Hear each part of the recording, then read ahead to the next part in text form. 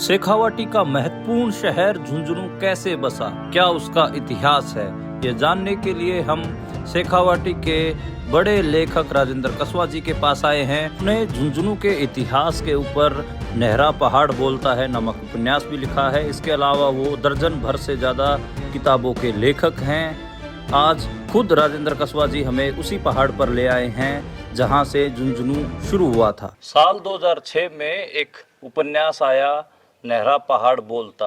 शेखावाटी अंचल के लेखक राजेंद्र कसवा ने इस उपन्यास को लिखा था और ये झुंझुनू शहर की कहानी थी। इस पर हिंदी के चर्चित लेखक कृष्ण कल्पित ने कहा कि हर शहर की इसी तरीके से इतिहास पर उपन्यास लिखे जाने चाहिए। हमारे साथ राजेंद्र कसवा जी मौजूद हैं। राजेंद्र जी, झुंझुनू शहर अगर इसकी बसावट को देखें तो ये शहर कैसे बसा? और शेखावाटी अंचल का हम ये मान सकते हैं हरियाणा से अगर हम राजस्थान में एंटर करें तो पहला शहर। हाँ जी, चिड़ावा समझिए आप, तो इस जिले के नीचे है। जिला मुख्यालय यही है, झुंझुनू ही है। हरियाणा से आप आओगे तो झुंझुनू जिला मुख्यालय झुंझुनू ही है। और झुंझुनू के फिर बसने की कहानी, झुंझुनू के बारे में जो विभिन्न इतिहासकारों ने लिखा है, राष्ट्रीय स्तर के भी और हमारे यहाँ अंचल के जो भी इतिहासकार हुए हैं, उनके अनुसार ये है कि झुंझुनू को झुंझा ने बसाया। झुंझा के नाम पर ये झुंझुनू नाम पड़ा। और इसमें एक बड़ी नाम के पीछे कहानी ये है कि नू, जैसे नू शब्द है, ये नू शब्द पर बहुत कम शहर या गांव बसे हुए हैं। जैसे झुंझुनू है या लाडनू है हमारे यहाँ राजस्थान में आसपास शेखावाटी में। तो ये नू शब्द है, गुजराती, जो गुजराती भाषा है उससे जुड़ा हुआ है नू शब्द। और ये इसका अर्थ ये है कि गुज्जर काल में झुंझुनू बसावट हुई है, इसकी शुरुआत गुज्जर काल में। और गुज्जर काल का मतलब ये है कि उस प्रतिहार वंश, हाँ, गुज्जर प्रतिहार है। और वो 6ठी-7वीं शताब्दी में झुंझुनू को मान रहे हैं, क्योंकि 8वीं शताब्दी में तो कहते हैं कि झुंझुनू आबाद हो गया था। इसका मतलब उससे पहले बसा है। तो 6ठी या 7वीं शताब्दी बीच में कहीं फिक्स तो आंकड़ा कहीं नहीं है, लेकिन जो अनुमान और जो तथ्य आए हैं उनसे ये लगा कि झुंझा ने झुंझुनू 6ठी या 7वीं शताब्दी मध्य में कभी यहाँ वो पशुपालक था। और ये जंगल प्रदेश कहते हैं इसको, ये सब जंगल था यहाँ पर। कोई तो पशुपालक या आज का पाकिस्तान कह दीजिए आप, सिंध वगैरह से वहाँ से लोग आते थे और बारिश में पशु चरा करके वापस चले जाते थे घूमते घामते। तो उसी क्रम में झुंझा आया। पशुपालक उस टाइम क्या था कि पशुपालकों का कबीला होता था, एक कबीले के रूप में वो चलते थे इकट्ठे, क्योंकि उस टाइम तो कोई शासन व्यवस्था थी नहीं। तो कबीले के रूप में ये नहरा कबीला का सरदार बताते हैं झुंझा को। और ये यहाँ आया झुंझुनू में। और यहाँ इस पहाड़ के पास पानी का अच्छा स्टोर मिला उनको। जैसे ये समझ तालाब है तो ये पानी का खूब यहाँ मिला। उस साइड में भी, पहाड़ के उस साइड में भी पानी का अच्छा, मेरी याद में रहा कि यहाँ खूब पानी इकट्ठा हो जाता था। तो उसने फिर पहाड़ को ये पानी की व्यवस्था देख करके और यहाँ अस्थायी रूप से अपनी दाढ़ी बसा ली। तो इस तरह से ये लगता है कि गुज्जर काल में 6ठी-7वीं शताब्दी में नहरा जो पशुपालक कबीला था उसके सरदार झुंझा ने यहाँ दाढ़ी बसाई और उसके नाम पर झुंझुनू नाम पड़ा फिर। तो मैं मेरे सहयोगी को कहूँगा कि एक बार ये पहाड़ दिखा दें। इस पहाड़ का नाम ही नहरा पहाड़ है और इसी पर ही आके नहरा कबीले के सरदार झुंझा ने इस शहर को आबाद किया, ऐसी मान्यताएं हैं। और ऐसे कई इतिहासकारों ने भी इसके ऊपर लिखा है। और इन पहाड़ की तलहटियों में पानी जमा हो जाता था दोनों तरफ, इस तरफ भी और उस तरफ भी। तो इसकी वजह से ही यहाँ पर शायद उन्होंने अपनी बसावट की होगी। और अगर उसके बाद का हम समय देखें तो यहाँ जैसे कायम खानियों का जिक्र आता है। और उसके तो कायम खानियों के आने की क्या कहानी है और कायम खानी किन्हें कहते हैं वो भी थोड़ा आप बताइए। मैं इसमें थोड़ा आपसे क्रम से ये बताऊं कि जैसे पहले गुज्जर काल में था, झुंझा आया था वो। और उस टाइम तो गुजरात से सांबर लेक, बड़ी एरिया बताते हैं रियासत, सांबर लेक से ये शासित होता था। और वैसे जंगल प्रदेश ही था, मतलब कोई आबादी नहीं थी इतनी। झुंझा के बसने के बाद में यहाँ 1-2 शताब्दी बाद चौहान जो थे ददरेवा, इधर अब चूरू जिले में पड़ता है ददरेवा, वहाँ गोगा जी की चर्चा आती है जैसे, और वो चौहान थे, तो चौहानों का दिन आ गया ये। और चौहानों के कई वंशज या उनका ही संबंधी कोई भाई तुगलक वंश वाले ले गए थे दिल्ली उसको, और उनको मोहम्मदन बना, इस्लाम में परिवर्तित करके उसको कायम खां नाम दे दिया और इंसार की जागीर सौंप दी।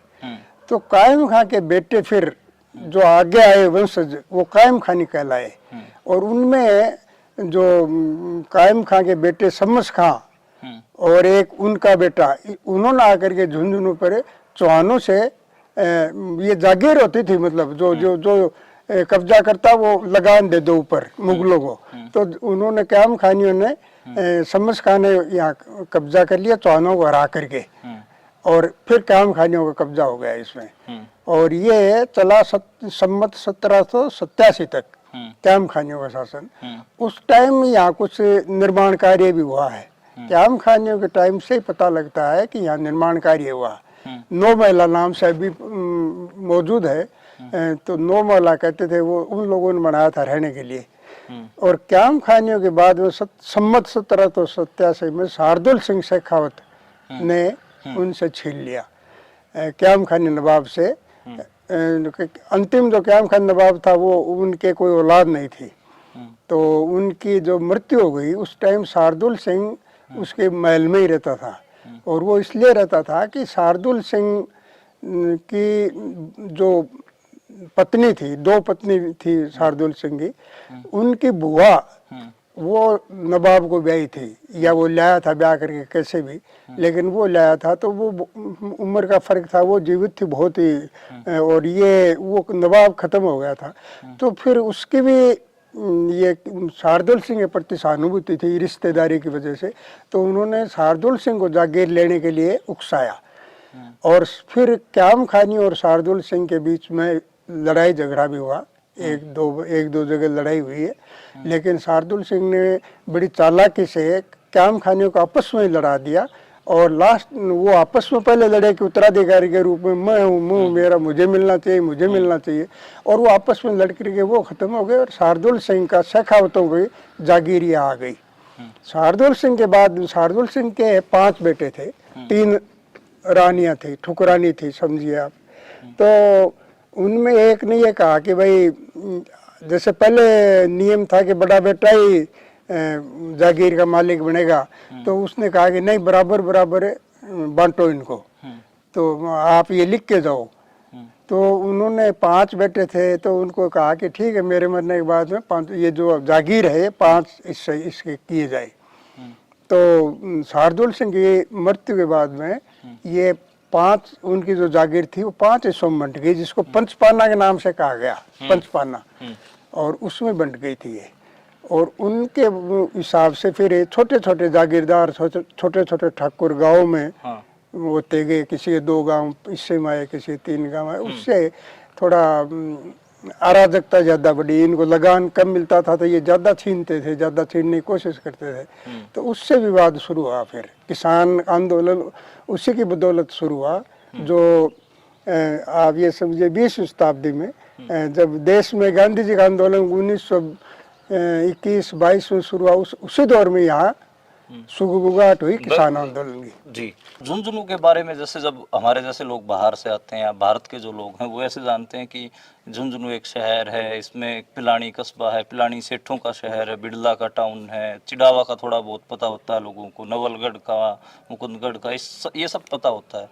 और बिड़ला सेठों की धरती इस किस्म का नाम बड़ा आता है। और उसके बाद एक किसान आंदोलनों का सुनने में आता है, और कई बार गुलामी फिल्म से भी रिलेट करते हैं कि शेखावाटी में यहाँ पर एक अलग किस्म का आंदोलन भी हुआ था, जिसमें अंग्रेजों के साथ साथ जो लोकल जागीरदार थे उनसे भी लड़ा गया था। तो ये राजनीतिक कहानी क्या है पूरी इस शहर की, ज्योग्राफी की, और ये जो लड़ाई हुई जागीरदारों के खिलाफ इसकी और किसान आंदोलन की, ये पूरी कहानी? जैसे आपको भौगोलिक स्थिति तो मैं बताऊं, जैसा आपने बताया पिलानी बिड़लाओं की है, शुरू से ही बिड़ला की वजह से पिलानी बहुत प्रसिद्ध रहा है और शिक्षा का केंद्र भी रहा है। और फिर चिड़ावा के जैसे पिलानी के बिड़ला हैं तो चिड़ावा के डालमिया हुए सेठ, डालमिया सिंघानिया, ये अच्छे सेठों माने जाते थे। तो ये चिड़ावा के रहने वाले हैं। और नवलगढ़ के पोदार थे, मुकुंदगढ़ के कानोड़िया थे, बगड़ के पिरामल थे। पिरामल और एक दूसरे 2 सेठ थे। तो उन्होंने भी अच्छा काम किया शिक्षा के अंदर। तो इन सेठों की वजह से तो ये स्थिति बनी कि हर कस्बे में स्कूलें बनी और गांव-गांव में भी बड़ीलाल ने और दूसरे सेठों ने स्कूलें खोली। उस दौर में ये जो किसान आंदोलन चला, उसका कारण ये था कि सेठों को, कई बार लोग पूछते हैं कि भाई सेठों ने क्यों खोली स्कूल, किसानों के बच्चों के लिए, गांव के लिए क्यों खोली, क्या मकसद था उनका। तो उसका कारण ये था कि जो जागीरदार थे वो इनको जब भी आते यहाँ प्रवासी, साल में मान लो कायदा था उस टाइम, साल में एक बार जरूर आते थे ये लोग। तो ये जो जागीरदार थे वो परेशान करते थे इनको, भाई ज्यादा से ज्यादा उगाई करना, इनसे पैसे लेना। तो इससे ये परेशान थे। तो इनको तब तक किसान संघर्ष शुरू हो गया था। तो इनको ये लगा कि भाई किसानों के बेटो ये बहुसंख्यक है, क्योंकि किसान का मतलब जाट जाति बहुसंख्यक है यहाँ। ये स्वाभाविक था कि ये बहुसंख्यक, ये पीड़ित भी ज़्यादा है। तो इनको अपने थोड़ा लिखना पढ़ना सिखा दें तो बोलना सीख जाए। इसलिए गांव-गांव में शिक्षा शुरू हुई, इससे बड़ा फायदा हुआ। और उससे सेठों का बड़ा योगदान है। और आंदोलन को जो एक आर्य समाज का बड़ा योगदान है, यूपी से आर्य समाज आते थे भजनोपदेशक, तो उससे जो हमारी पुरानी रूढ़ी थी, अंधविश्वास थे, मूर्ति पूजा, उसके प्रति लोगों में थोड़ा ध्यान हटा, आर्य समाज से जागृति आई गांव-गांव में, ये भी एक बड़ा फैक्टर रहा। दूसरा भूगोल, आपने जैसे यहाँ बहुत बड़ा एक खेतड़ी कोपर प्रोजेक्ट है, तांबे खाने हैं वहाँ, और वहाँ एक नगर बसा हुआ था अलग से ही, तांबे के भारत में सबसे बड़ी थी यही। और ये भी झुंझुनू का हिस्सा है। खेतड़ी तहसील अलग थी वैसे। ये जो जागीरदारों के सामंती दौर में खेतड़ी का जो लेवल था, स्तर था इनमें रियासतों में, वो झुंझुनू से बड़ी मानी जाती थी वो। और उस तो खेतड़ी भी झुंझुनू के नीचे ही है। अब ये तो इसकी ये काटली नदी, यहाँ बरसाती नदी, आजकल तो वो बारिश कम होने से बहती नहीं है। नहीं, आप हम यहाँ से जाएंगे तो जो बगड़ से आगे चिड़ाव और बगड़ के बीच में काटली नदी बहती थी बारिश के टाइम में। और वो पहले शायद देश की पहली नदी थी जो दक्षिण से उत्तर को बहती थी। अब वो धीरे धीरे वहाँ खनन की वजह से पानी जो स्टोर होता था वो कम हो गया, जगह जगह बंट गया, इसलिए वो नदी भी नहीं आती इन वर्षों में। ये तो एक भौगोलिक स्थिति इसकी। और राजनीतिक का, जैसा कि मैंने ये बताया आपको कि सेठों से उगाई करने चले जाते थे जागीरदार। नहीं, सेठ ये भी किसानों से तो लगान लेते थे। और लगान का क्या दर था? लगान का ये था कि आधा लेना है। उसमें तरीका ये था कि जैसे गांव-गांव में हर ठिकानेदार के नीचे एक चौधरी होता था। और चौधरी ये किसान ही थे, किसान वर्ग में से, जाट समझो यही थे। तो इनको ये अधिकार दे रखा था कि भाई आप कूट दो, कूटला कहते थे फसल, अंदाजा कितना खेत तो खड़ी फसल को, तो वो 1-2 और ठाकर का आदमी ले जाता, खुद जाता, और वो यो अंदाजा लगा देता। जैसे 50 बीघा में फसल खड़ी है तो कितना अंदाजा, जैसे ये हो गया कि 2 मन बीघे की है, वो मान लेते थे। अधिकांश तौर पर वो ज्यादा ही बताते थे, क्योंकि ज्यादा बताने से उनको हाफ लेनी, आधी लेनी है, वो ज्यादा ले लेंगे और उसमें चौधरी का खर्चा भी निकलेगा। तो वो चौधरी खुद ज्यादा बताता था।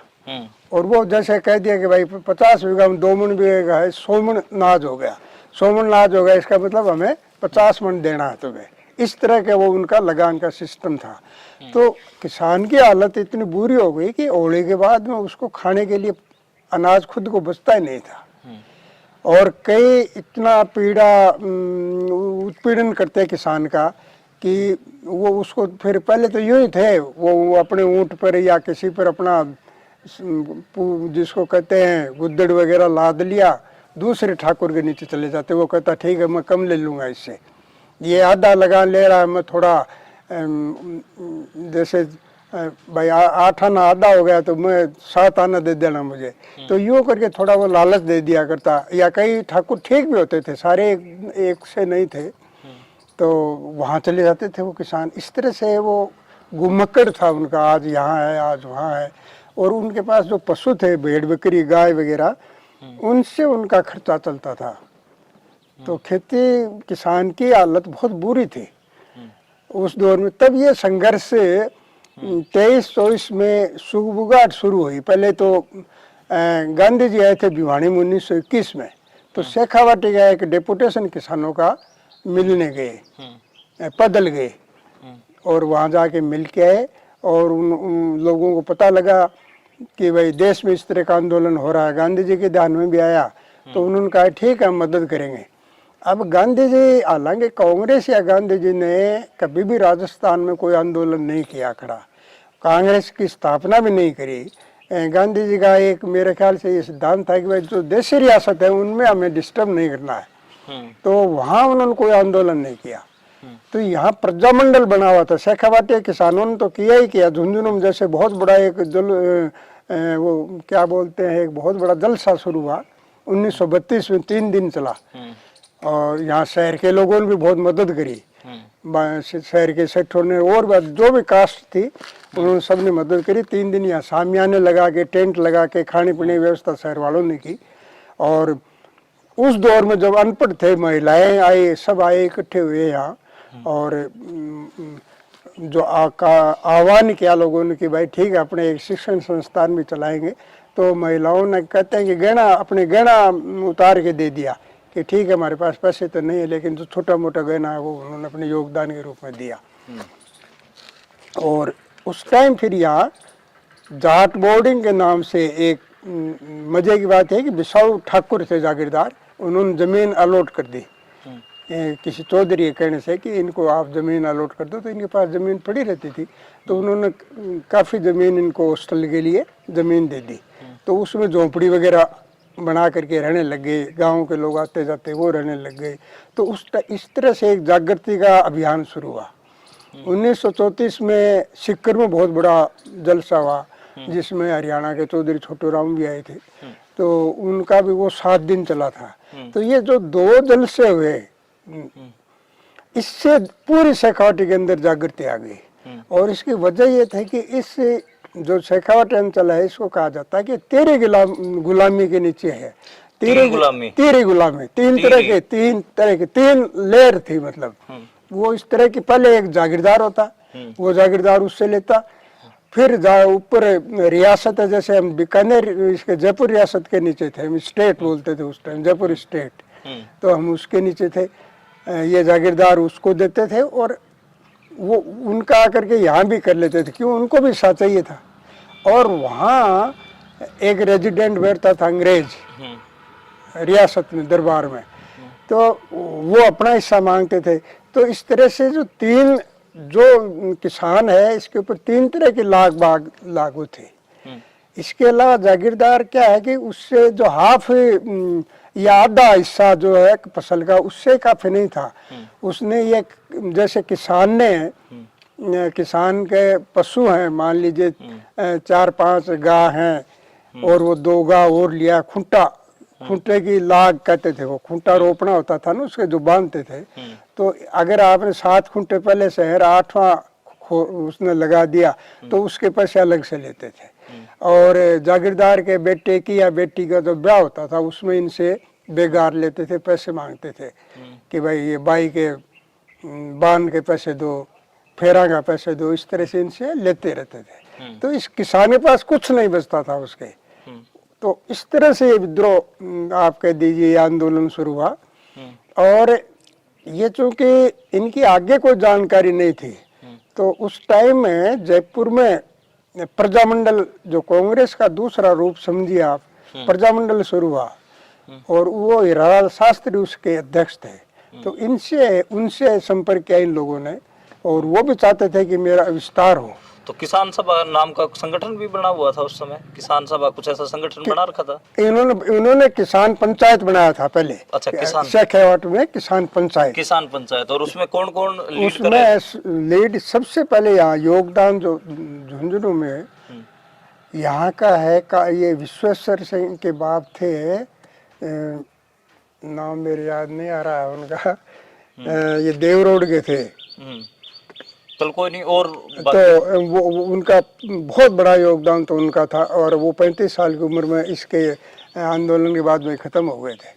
और एक सरदार लाल सिंह थे, वो बिल्कुल मुंडा ठाकुर के नीचे रहते थे, और बाद में उन बिल्कुल अनपढ़ आदमी थे, लेकिन उन्होंने बड़ा हिम्मत करी। और एक चौधरी घासीराम थे। ये सब मिल करके धीरे धीरे और अन्य लोग जुड़ते गए, गांव गांव में फैलता गया ये आंदोलन। तो इन लोगों ने किसान पंचायत बनाई, और सिक्कर वालों ने भी ऐसा ही बनाया। फिर जब प्रजामंडल से बन गए तो प्रजामंडल में इन्होंने विलीन कर दिया, मर्ज कर दिया उसमें। और इनको फायदा ये हुआ कि भाई रियासत से जो काम होगा वो हीरालाल शास्त्री वगैरह वो उनकी मदद करेंगे। और तो कहीं ना कहीं मतलब ये था कि किसान पंचायत मतलब इन्होंने लोग तो इकट्ठा कर लिए थे, लेकिन स्टेट से बार्गेन कैसे करना है, बातचीत अनपढ़ लोग थे बेचारे, पढ़े लिखे भी तो नहीं थे, तो बातचीत कैसे करनी है उसके लिए फिर इन्होंने प्रजामंडल में उसको विलीन कर लिया अपने संगठनों को, और कहा कि आपको बार्गेनिंग है वो हीरालाल शास्त्री करेंगे, बाकी नीचे मोबिलाइजेशन हमारी रहेगी, हम लोगों को इकट्ठा करेंगे, आंदोलन करेंगे, वो सारा करेंगे। हीरालाल शास्त्री भी ये चाहते थे कि भाई जनता जुड़े, हम जनता नहीं जुड़ रही थी उनसे, वो तो थोड़ी देर तो एक लंबा उनको क्षेत्र मिल रहा था, तो वो भी खुश थे कि देखो जनता मेरे साथ जुड़ गई। उनका असर पड़ा। फिर जो राजघराना है जयपुर का, वो हीरालाल शास्त्री बात मानता था, उनको कुछ बना भी रखा था कि वो सब इसलिए कि भाई शेखावाटी अंचल पूरा उनके साथ हो गया था, तो इससे ये फर्क पड़ा। और ये चलते रहे 1946 तक। इसी दौर में क्या हुआ कि कुछ अत्याचार समय समय पर होते रहते थे, लेकिन फिर भी कुछ कमियां इस संबंध में आई कि लोग किसान जब संगठित हो गए तो लगान वगैरह वो पैसे में आंकने लग गए, फिर कि आधा उदा कुछ नहीं, आप प्रति बीघा के हिसाब से बता दो फसल कैसी है, उसके हिसाब से जैसे 8 आना है या 1/4 देना है, या 1/2 देना है, 1/3 देना है, 1/6 देना है, इस तरह की वो प्रणाली हुई। तो उससे कुछ राहत मिली किसानों को। फिर ये 1946 में चौधरी घासीराम को ये लगा कि भाई ये जो प्रजामंडल है किसानों की पूरी समस्या हल नहीं कर रहा है, ये उधर रियासत से भी मिला हुआ है। तो उन्होंने फिर अपनी बहुत बड़े दल, मतलब 2 ग्रुप हो गए सीकर झुंझुनू में, किसान सभा अलग बन गई, और उनका संघर्ष आज़ादी तक उनका चला अलग, लेकिन फिर आज़ाद हो गए तो ये सत्ता से जुड़ गए, किसान सभा थोड़ी पीछे रह गई। और ये प्रजामंडल चूंकि फिर कांग्रेस में विलीन हो गए थे, आज़ादी के बाद में कांग्रेस में मिल गए, तो फिर सत्ता में भागीदारी करने लग गए ये। मतलब एक फ्रैक्शन पहले विलीन हुए क्योंकि बातचीत करने के लिए चाहिए था, फिर 46 में एक फ्रैक्शन दोबारा पड़ा। फ्रैक्शन का मतलब होता है कि जब किसी दल होता है कोई, या फिर यूनाइटेड फ्रंट होता है, उसमें टूट होना। तो 1946 में आके एक और फ्रैक्शन पड़ा, और फ्रैक्शन पड़ना या फिर एक हिसाब से कहना कि अलग होना, उस राजनीतिक नुक्ते में उसको कहते हैं कि एक बार तो यूनाइटेड फ्रंट बना उनका पहले, और प्रजामंडल में उन्होंने विलीन किया। लेकिन प्रजामंडल लहर में किसानों को ये समझ में आया कि उनकी बहुत सारी बातों को एड्रेस नहीं किया जा रहा है, उसकी जो फॉर्म है वो भी सिर्फ बार्गेनिंग वाली ही है, कोई आंदोलन या सीरियस एक हिसाब से किसी चीज मुद्दे को क्लिंच करने वाली नहीं है। इसलिए 1946 में चौधरी घासीराम और ने अपने आप को प्रजामंडल लहर से अलग किया, दोबारा किसान सभा बनाई और दोबारा से किसान आंदोलन को मजबूत किया। ऐसा ही आप बिल्कुल। तो आज़ादी हो रही है, लेकिन फिर भी लोग कहते हैं कि शेखावाटी में थोड़ी बाद में आज़ादी आई, वो उसका क्या कारण है? राजस्थान विभिन्न रियासतों में राजस्थान भी बंटा हुआ था ना सारा, तो आज़ादी तो 15 आ गई, और इन लोगों ने मान लो रियासत ने जैसे हीरालाल शास्त्री को मुख्यमंत्री मान लिया। हीरालाल शास्त्री वो राज प्रमुख जयपुर राजा रहा, और हीरालाल शास्त्री को मुख्यमंत्री मान लिया इन्होंने। इसी तरह कोटा, अलवर, भरतपुर, वहाँ भी अलग अलग मुख्यमंत्री बन गए। तो उसके बाद में इनका मर्ज करने का चला कि जो पूरा राजस्थान बंटा हुआ है विभिन्न रियासतों में, जोधपुर, बीकानेर वगैरह भी थे, तो सबको मिला करके 2-3 बातचीत चली, आपस में सम्मेलन हुए। तो 30 मार्च 1948 को संपूर्ण राजस्थान एक हुआ, और तब एक इनका राज प्रमुख बनाया जयपुर महाराजा को, और मुख्यमंत्री बना। तो उस टाइम 48 में जाकर के एक हुआ है। और फिर 52 में जैसे पहला चुनाव हुआ, तो हाँ बीच में ये बताऊं कि देश आज़ाद हो गया, राजस्थान आज़ाद हो गया, लेकिन जागीर प्रथा वैसे ही चल रही थी, ज्यों की त्यों चल रही थी, लगान वगैरह लेना और वो। तो ये चला 1952 तक। 1952 में पहला आम चुनाव हुआ, उसमें जागीरदार भी करीब 21-22 जो बड़े बड़े सामंत थे वो जीत के आ गए। राम राज्य परिषद या स्वतंत्र पार्टी जो भी जैसा उस टाइम बना था उसके हिसाब से, और झुंझुनू से यहाँ भी जागीरदार जीत गए। लेकिन यहाँ फिर भी कांग्रेस, जैसे उदयपुर वाटी में बहुत बदमाशी होती थी, जागीर छोटे छोटे जागीरदार थे, वो बहुत शोषण करते थे किसानों का। तो वहाँ से कन्नीराम खड़े हुए थे किसान ने, तो और कोई लड़ने के लिए तैयार नहीं था, बहुत डरते थे, तो कन्नीराम खड़े हो गए और कन्नीराम मात्र 1500 वोटों से हारे। इससे जाहिर होगा कि जनता इनके साथ है। तो फिर कन्नीराम ने कहा कि ठीक है मैं यहाँ काम करूँगा, हार जाओ तो मैं काम करूँगा। तो वो उदयपुर वाटी में किसानों के साथ संघर्ष करने लगे। तो इससे वो यहाँ के जो जागीरदार थे वो चिढ़ गए और उन्होंने धोखे से कन्नीराम को बुला करके कन्नीराम और रामदेव दोनों को गोली से उड़ा दिया। उसके बाद में सरकार के चेतना हुई राजस्थान सरकार को, और उसके बाद में पूरी जागीरदारी खत्म कर दी गई। तो ये मतलब इन दो जो बलिदान कन्नीराम रामदेव का होने के बाद 1952 में तब ये जागीरदारी प्रथा खत्म हुई।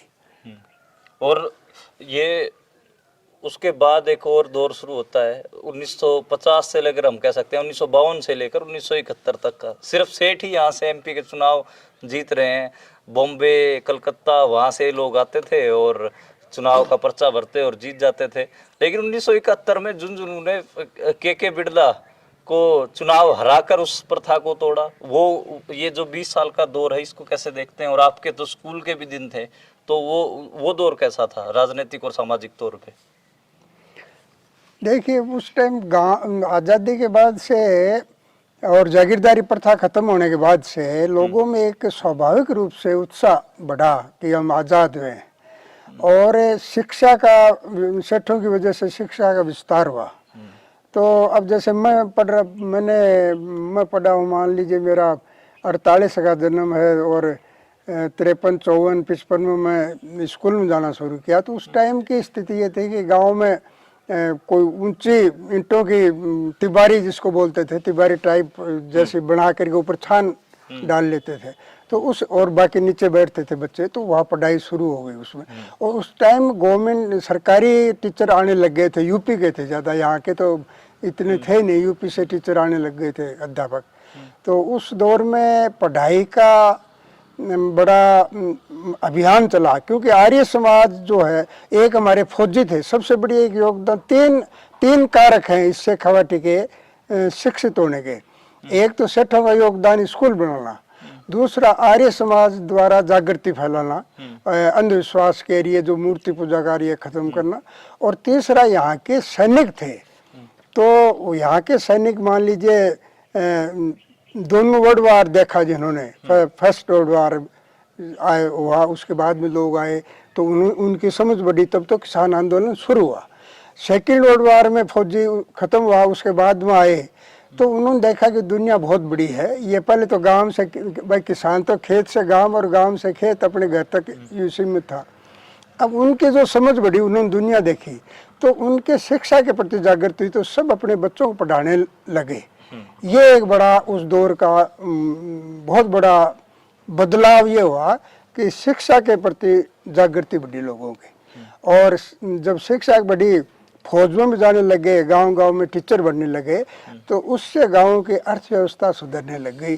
जमीन तो थी, उसमें जैसा होता था पहले वैसा होता रहा, लेकिन एक नौकरी लग गई गांव में, तो उससे लोगों का आर्थिक स्तर वो बढ़ा और सुधार हुआ उसमें। और धीरे धीरे फिर क्या हुआ, जैसे आपने कहा चुनावों के टाइम में विधानसभा जो विधायक थे लगभग वो तो लोकल थे, किसानों के बेटे थे, अदर कास्ट के भी होते थे, लेकिन वो लोकल के थे। एमपी के इसके मुझे यूँ लगता है जैसे गांधी जी का आंदोलन चला, उसमें सेठों का बड़ा योगदान था। जैसे सिकर के बजाज थे, बहुत थे, झुंझुनू के पोदार थे नवलगढ़ के, बिरला जी थे गांधी जी का तो बेटा ही माना जाता था, बिरला जी को भी बहुत बड़े सहयोगी थे, डालमिया थे। तो इनकी वजह से गांधी जी के असर में ये जो उद्योगपति थे, प्रवासी उद्योगपति झुंझुनू के, इनका स्वाभाविक रूप से भाई वहाँ की सत्ता, पंडित नेहरू से भी संपर्क थे इनकी, तो ये एमपी की टिकट तो यही लाते थे लगभग सारे की सारे। और नीचे खर्चा भी है, एक फायदा ये हो जाता था इससे, हालांकि उस दौर में ज़्यादा कोई खर्चा लगता नहीं था। एमएलए जैसे हमारे यहाँ पोदार चुनाव लड़े या बिरला लड़े तो वो हर एमएलए को 2-3 जीप दे दिया करते थे, तो उनसे, और तेल का खर्चा, तो उससे वो काम चल जाता, प्रचार ये कर देते थे उनका, यूँ आसानी से वोट पड़ते थे। 71 में इसके पीछे कारण ये था कि 69 में कांग्रेस पार्टी में फूट पड़ गई थी और इंदिरा नई कांग्रेस बनाई उन्होंने, और उनका एक जैसे 2-3 कदम उठाए उन्होंने, बैंक राष्ट्रीयकरण, बैंकों का राष्ट्रीयकरण किया, राजा महाराजाओं को पृथ्वी पर खत्म किया। तो ये 2 बड़े मुद्दे थे जो उन्होंने प्रैक्टिकल दिखाए। इससे इंदिरा जी के प्रति लोगों में एक विश्वास पैदा हुआ कि एक नारा लगाया उन्होंने कि गरीबी हटाओ, इंदिरा गांधी ने गरीबी हटाओ, तो इससे लोगों के एक लहर पैदा हुई गांव-गांव में। और तब कांग्रेस की पहली बार टिकट झुंझुनू से एमपी की शिवनाथ सिंह जो वकील थे, किसान के बेटे, और कन्नीराम रामदेव के रिश्तेदारी में थे ये, कन्नीराम रामदेव के, तो इससे इनको दी गई टिकट। और सामने के बिरला थे, वो तो इंडिपेंडेंट लड़े थे, के बिरला, उनको तो कांग्रेस की टिकट तो मिली नहीं थी ना, वो पहले तो कांग्रेस की टिकट थी लेकिन उनको मिली नहीं, फिर इनको देगी, तब के बिरला चुनाव लड़ा और वो हार गए। और वो तो एक वो नारा भी तो चलता था उसमें के बिरला के चुनाव में कि जब वो जाते थे और उनके कार्यकर्ताओं से पूछते थे कि भाई कैसा चुनाव चल रहा है, तो कार्यकर्ता जी 12 आना 12 आना, तो 12 आना का मतलब तो 75% होता है, तो ऐसा लगता था कि 75% लोग हमारे साथ ही हैं। और जब रिजल्ट आया तो फिर लोगों ने बोला वो 12 आना था, मतलब हम तो कह रहे थे 12 आना, जैसे 12 खेत होते हैं, और वो समझ रहे थे 12 आना, तो हमने तो पहले इनको रिजल्ट बता दिया था। तो एक के बिरला का जो चुनाव चिन्ह था वो साइकिल था और वो हारे। हाँ बिल्कुल। और 70 से 90 के दशक के बीच में यहाँ दूसरी हलचल देखने को, इमरजेंसी की बात कह सकते हैं, चरण सिंह का उभार है और फिर लोकदल का, जनता पार्टी का कही है आप, जनता इमरजेंसी के दौरान फिर स्वाभाविक रूप से शेखावाटी एरिया में या राजस्थान में आप समझिए, यहाँ भी मान लीजिए 25 सीट थी, तो एक नाथुराम मिर्जा कांग्रेस से जीते थे, बाकी सब कांग्रेस हार गई थी, इंदिरा जी भी हार गई थी खुद ही। तो उस दौर में यहाँ जनता पार्टी के प्रति लोगों में बड़ा विश्वास था। जैसे 1971 में इंदिरा जी के प्रति था, तो वो तो मिथक टूट गया इंदिरा जी वाला तो, और फिर ये हुआ कि जनता पार्टी करेगी सुधार, तो जनता पार्टी की एक लहर चली यहाँ, तो शिवनाथ जी हार गए फिर। और ये उत्तरी भारत में स्वाभाविक रूप से किसानों के चौधरी चरण सिंह नेता थे, जनता पार्टी के बड़े नेता थे, तो उनके असर से गांव-गांव में जो कम्युनिस्ट या किसान सभा थी, वो सारे जो कैडर था वो जनता पार्टी से जुड़ गया। और इस तरह से कम्युनिस्ट आंदोलन या वामपंथी आंदोलन 1977 के बाद में यहाँ कमजोर हो गया। और फिर जनता पार्टी में चूंकि वो 2-2.5 साल में वो लड़ने लग गए आपस में, और टूट फूट हुई, तो फिर वो लोकदल बना। वो लोकदल के साथ गांव के लोग, किसान मजदूर हैं, ये सब उसमें जुड़े।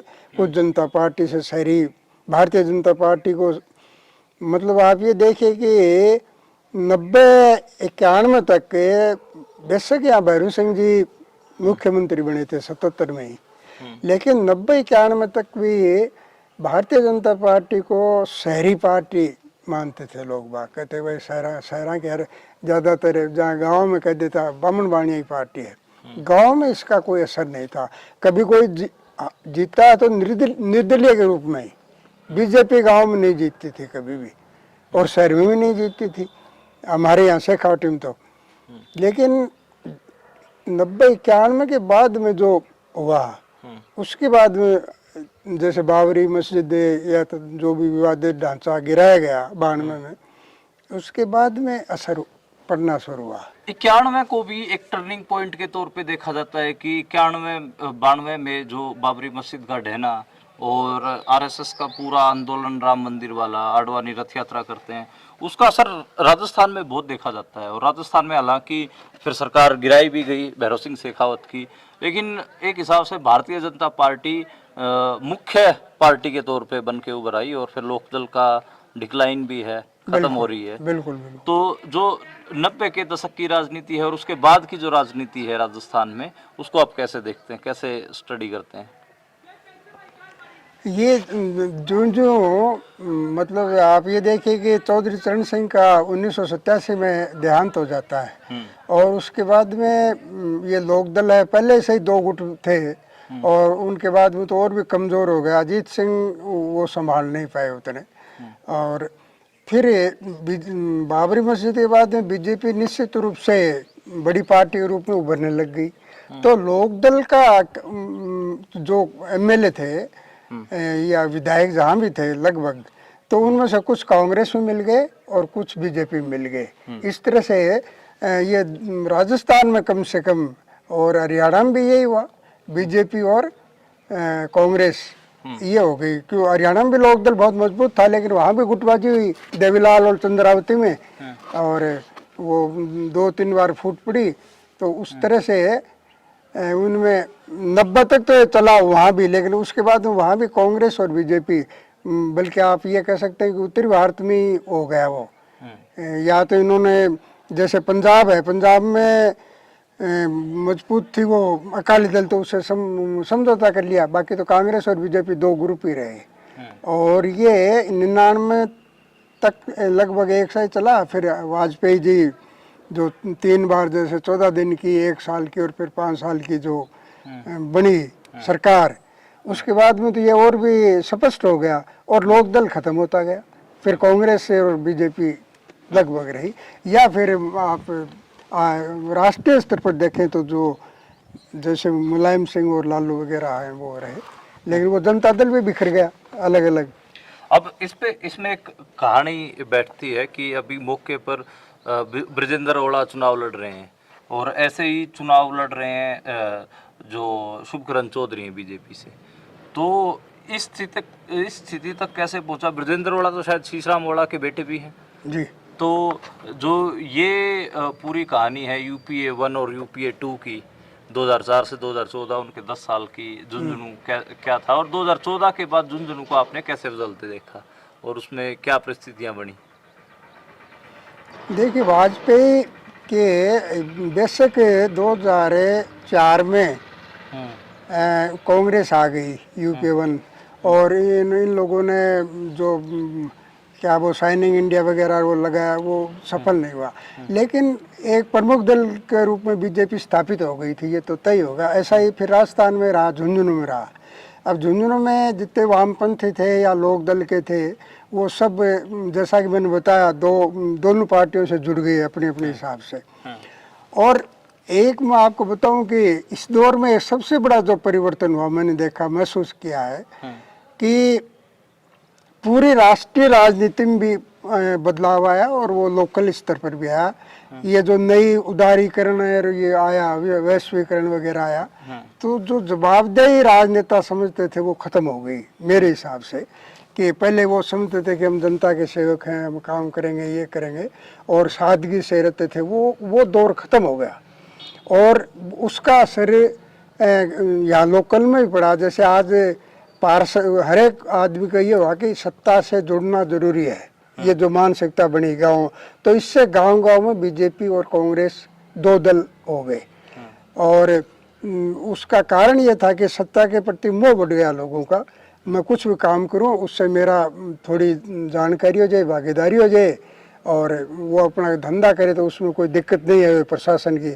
तो इस तरह से सत्ता से जुड़ने का जो दौर चला, उससे राजनीतिक चेतना या सोच है वो खत्म होता गया। और अब तो वो दिन दिन बढ़ रहा है, वो कम नहीं हुआ, अभी तक यही चल रहा है। और आज आप देखेंगे किसी को जवाबदेही कोई नेता समझता ही नहीं है। आप न कोई उनको हिसाब मांगता है कि भाई आप अपने 5 साल का हिसाब दो या 10 साल का हिसाब दो, कोई नहीं कह रहा है। तो इसका मतलब ये है कि सब सत्ता के एक बार तो इसमें सब लोग ये चाहते हैं कि मेरा हिस्सादारी हो इसमें, कम या ज़्यादा जो भी हो। ये एक राजनीति का बड़ा आप कहते हैं टर्निंग पॉइंट हुआ। तो अब वैचारिक जो स्तर है वो ख़त्म हो गया। क्षेत्रीय मुद्दों में बात करें तो फौज में बच्चे जाते थे, तो उसका अग्निवीर का या कोई और कौन से ऐसे मुद्दे हैं जो इस इलाके के, एक नहर का भी चलता है कि सिंचाई के लिए नहरी पानी हो, यमुना का जो जल समझौता बिल्कुल हुआ बिल्कुल। था, तो ये ऐसे कुछ मुद्दों के बारे में आप बताएंगे इस इलाके के? हाँ, ये देखिए नहर का मुद्दा भी शीशराम जो ने उठाया था 1991-92, मेरे याद है। उस टाइम हम अखबार निकालते थे तो हमारे पास खुद उन्होंने एक लेटर दिया था कि ये प्रयास हो रहा है, इस संबंध में प्रोग्रेस हो रही है। ये 91-92 में शीशराम जी ने मुद्दा उठाया था। अब नहर का मुद्दा तो ये है कि पूरे ज़िले में पानी है वो बहुत नीचे चला गया है, और लोगों का ये मानना है कि भाई ये तो जैसे बुआना वगैरह है, पिलानी क्षेत्र है, इसमें तो पानी आज भी नहीं है, कुओं का पानी सूख गया।